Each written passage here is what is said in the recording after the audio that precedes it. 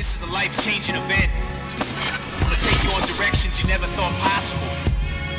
Have you laughing in the face of fear? So that brings me to a conversation we often have, because I think, like me, you read or listen. So your mentors are not only people that you've seen, but your mentors are in books and audio tapes. Right. And we always have the conversation of, you don't need a lot of books. You just need to reread the books. And my philosophy is always, the reason why there's so many good speakers and mentors out there on personal development is because not everybody fits with everybody. You know, you and I spoke in the crowds. Right. If everybody fit, I wouldn't have to work again. I wouldn't have to do another speech. I do one, I get as many clients as I want, because they all, and the thing is, they don't all connect. Right. So, like me, I read a book a week, granted, but there's that 5 to 10 that I read every year, because, it's like a river. You can never cross the same river twice. I never heard that before. Because the river's always flowing. So if you enter the river, come out, enter it, where you've entered is gone. Okay. It's the same thing with a book. Wow. Yeah. You can read the book, you read it tomorrow, you've changed. Now, it may seem like the same stuff. Right. But if you take that book and read it 6 months from now, the page that you skim by and don't even remember reading, all of a sudden you get an aha moment. Right. That's right, he's just chilling.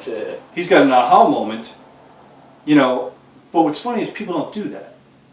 So, give me your ideas about that, and then what books would you suggest for somebody that may be trying to get into entrepreneurship that says, because not everybody's got that mindset. They come from I've been working, I hate what I do, I'm going to open my business. They don't have no way to bridge the gap. Right. They buy, business MBA in a book, right, or self-entrepreneurship in a book, and it's from some guy that's never done anything but wrote a book, which is fine. What are some of the mentors that you use for the mental part, the personal development part, to get you to focus on the goal or whatever it is? I want to just touch on primarily what you talked about, reading good books over and over. Mm-hmm.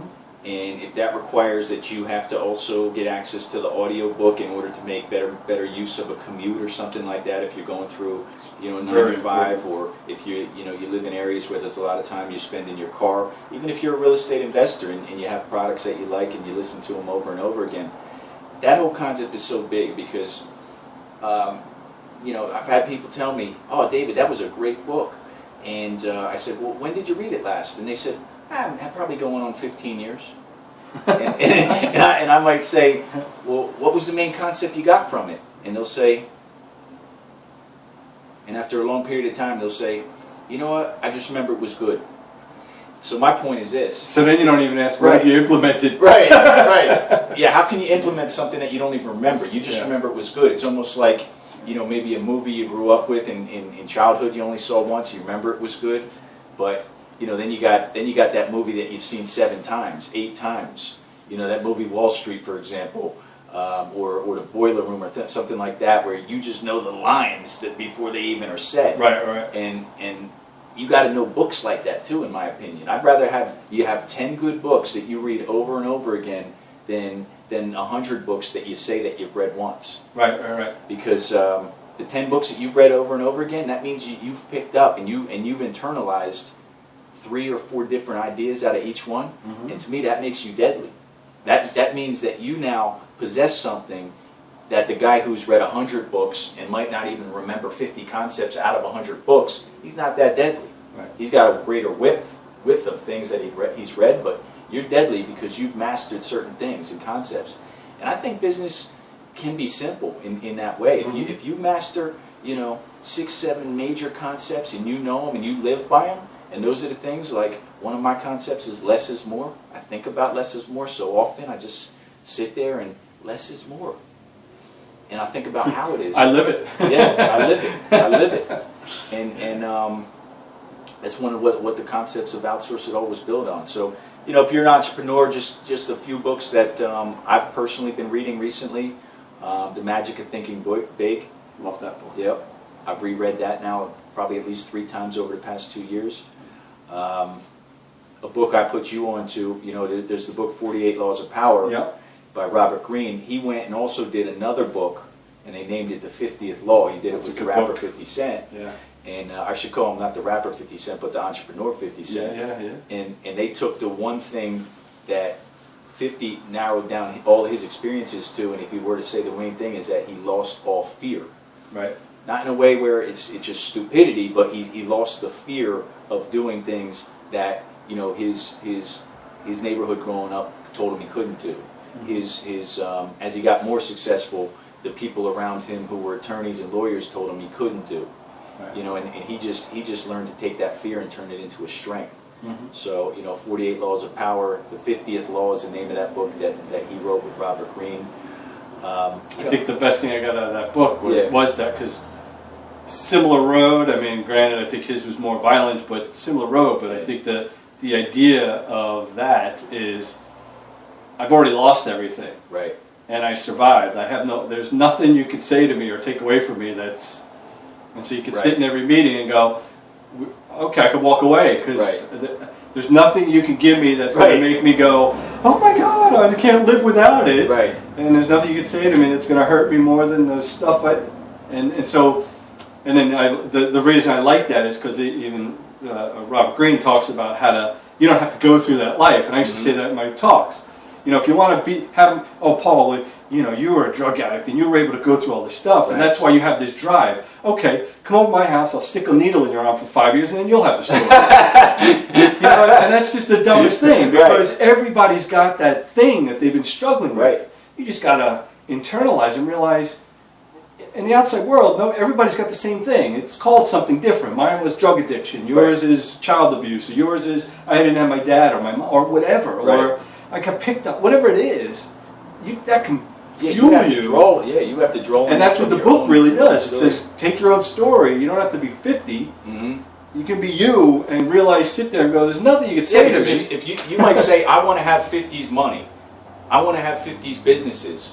Okay, you know what he would probably say to you? Okay, but you have to go through what I went through, which includes being shot 9 times, which includes, living in the basement of, my grandmother's home with 9 other kids or whatever it was. So, you have to also take that stuff into account. So sure. Just draw on your own life. Be happy that you've had your own life and your own challenges. Take from those and turn those into the fuel that you just talked about.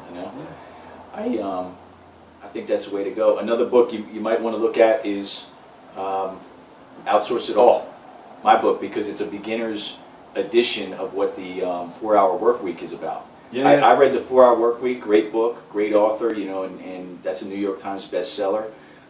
To me, it was a little bit challenging, though, to implement immediately some of the concepts that the author had talked about, even with a business background. Mm-hmm. So I tried to make things easier for readers who maybe were wannabe entrepreneurs, or maybe had not yet started their own business, or maybe were thinking about real estate and still needed to be out there outsourcing and creating time in their business and having a few employees. And I tried to make it step by step. I have a 30-day blueprint that gives people literally 5 to 7 minute tasks to do in your first 30 days. And I tried to make it paint by numbers, and I think it's a book that can help a lot of people. That's awesome. Yeah. That's awesome.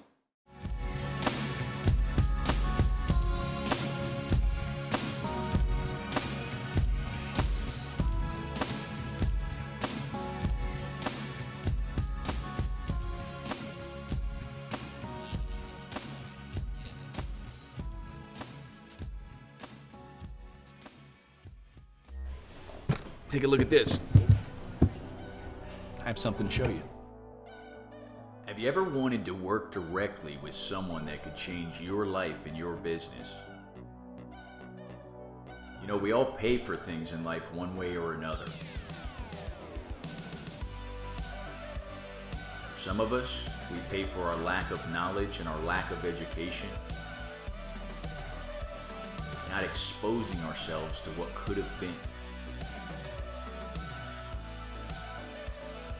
Small decisions often lead to big advances. And oftentimes, fortune will favor the bold ones who take action. Others of us literally pay the price for our information and we invest in ourselves because we know that is what separates us from those who are simply trying to be their best. We know that trying is not good enough. We must execute the plan, even when it hurts a bit financially. I believe that you are watching this for a reason. You have absolutely nothing to lose and everything to gain. Nowadays, people know the price of everything and the value of nothing.